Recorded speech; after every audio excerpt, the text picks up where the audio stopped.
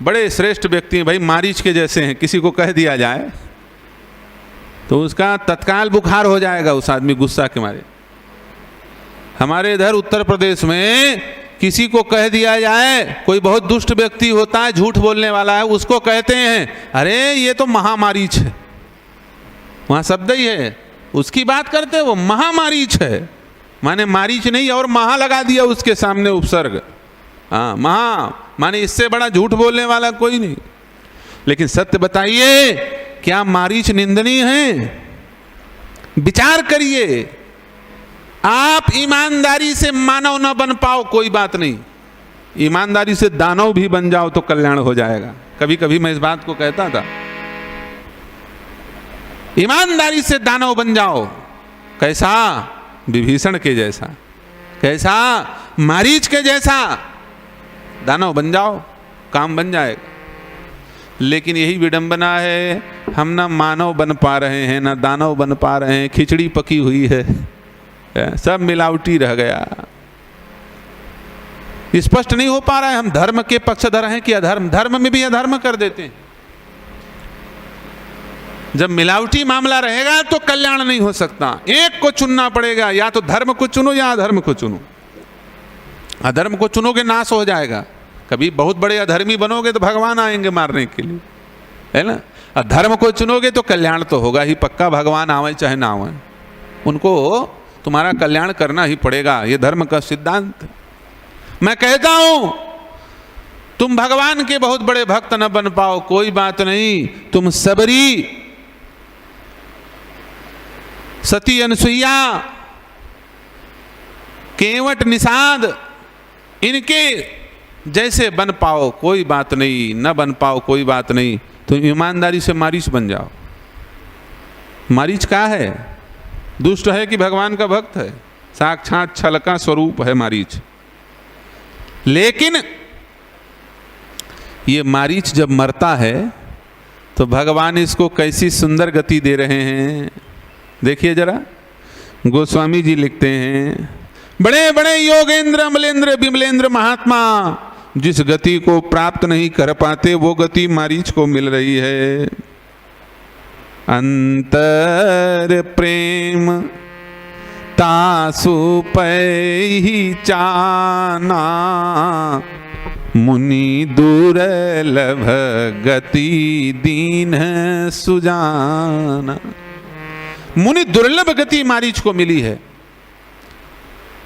जो गति मुनियों को नहीं मिलती वो गति मारीच को मिल गया। अब मुनि बेचारे परेशान, बोले साक्षात छल। एक तरफ आप कहते हो राम जी कि मोहि कपट छल छिद्र न भावा, मुझे छल अच्छा नहीं लगता बोलते हैं, और साक्षात छल का स्वरूप मारीच है। हो कपट मृग तुम छलकारी, कपट और छल का प्रतिबिंब है मारीच। छल और कपट को भगवान कौन सा स्थान दे रहे हैं? बोले जो मुनियों को नहीं मिलता। अब बेचारे निश्छल मुनि, निष्कपट मुनि, सर्वात्म भाव से जो आहरण कर रहे हैं भगवान का, सब कुछ अपना परमात्मा को मान रखा है। त्वमेव माता च पिता त्वमेव, त्वमेव बंधो च सखा त्वमेव, सब कुछ राम जी को मान रखा है। उन मुनियों को मारीच के पीछे धकेल दिया। और कहां कपट और छल रूप धारण करने वाला मारीच, भगवान मुनि दुर्लभ गति, मुनियों को पीछे कर दिया। ये रिजर्वेशन 99% वाला रिक्शा चला रहा है और 33% वाला कलेक्टर बन गया। अब हल्ला मचा मुनियों में, भैया हमने कौन ऐसी गलती की, भगवान ने इतना बढ़िया तगड़ा रिजर्वेशन दे दिया इस मारीच को। राम जी ने कहा हल्ला मत करो, हम बता रहे हैं बात क्या है। हाँ, मुनियों ने कहा महाराज आप बताइए, आपको छल अच्छा लगता है क्या? बोले नहीं, मोहि कपट छल छिद्र न भावा, मुझे छल छिद्र अच्छा नहीं लगता। बोले मारीच क्या है, छल है कि नहीं? राम जी ने कहा हाँ है। एक तरफ बोलते हो छल अच्छा नहीं लगता, मारीच छल है, और मारीच को हमसे आगे कर दिए आप, उत्तर दीजिए। राम जी ने कहा दे रहा हूं, मुझे छल अच्छा नहीं लगता, लेकिन कौन सा? दो प्रकार का छल होता है, एक छल भीतर का, एक छल बाहर का। एक छल भीतर का, एक छल बाहर का। अब बाहर का छल और भीतर का छल। व्यासपीठ पर सबको नहीं बैठना चाहिए, अंत्यज को बैठने का अधिकार नहीं है। ब्राह्मण शरीरधारी को व्यासपीठ पर बैठना चाहिए, नियम होता है। एक बार हम इंदौर से चले आ रहे, उज्जैन से चले आ रहे थे भोपाल, तो बीच में एक आष्टा जगह पड़ता है, आष्टा, वहां कथा चल रही थी, खूब भीड़, और एक व्यास जी बैठे हुए थे व्यास गद्दी पर। हम लोग 2-4-10 महात्मा थे, तो हम लोगों ने कहा चलो भाई भागवत हो रहा है, यहाँ पानी वानी पी लेते हैं, भागवत है तो प्रसाद मिल ही जाएगा, संतों का फ्री फाइंड में नाश्ता हो जाएगा, जैसे आराम खाओ पियो निकल चलो। उतरे महात्मा लोग, गए, नारियल ले लिए व्यासपीठ पर चढ़ाने के लिए, कि व्यासपीठ पर चढ़ाए, भागवत जी को प्रणाम किया, और उसके बाद जैसे ही आगे बढ़े, व्यास जी बैठे हैं तो व्यास जी को भी प्रणाम कर ले। जैसे ही सिर झुकाया तो व्यास नीचे उतर के खड़ा हो गया, पैर में गिर पड़ा, बोले महाराज मुझे प्रणाम मत करो, मैं यादव हूं। वो बोल पड़ा।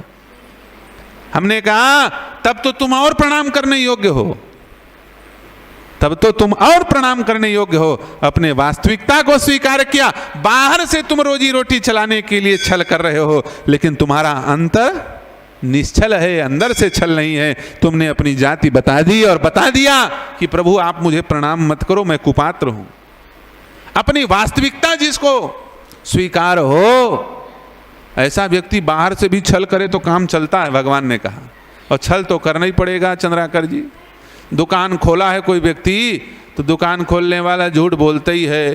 हाँ, साड़ी की दुकान में जाओ तो साड़ी बेचने वाला कहता है भाई साहब देखो 500 रुपया की खरीदी है, दूसरे को 800 रुपया देता हूँ, लेकिन आपके लिए बिल्कुल खरीदी रेट में बेच रहा हूँ।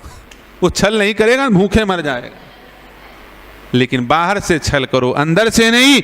मारीच बाहर से छल कर रहा है, पहले मारीच अंदर बाहर दोनों से छल करता था।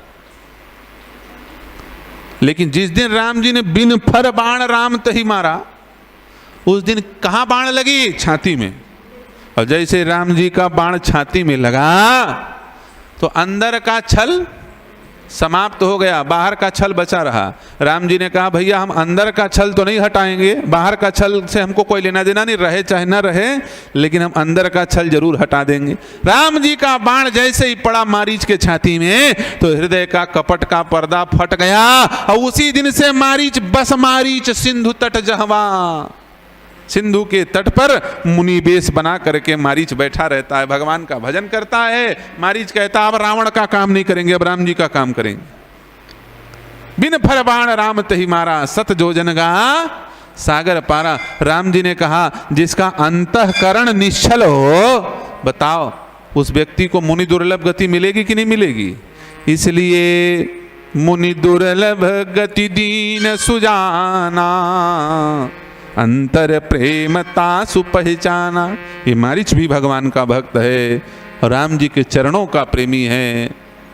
देव यक्ष किन्नर गंधर्व मनुष्य राक्षस सबको राम जी का पद प्रिय है, चाहे संत हो चाहे ग्रंथ हो। यही बात बता रहे हैं। सब कर मत खगनाय के हाँ, करिय राम पद पंकज नेहा।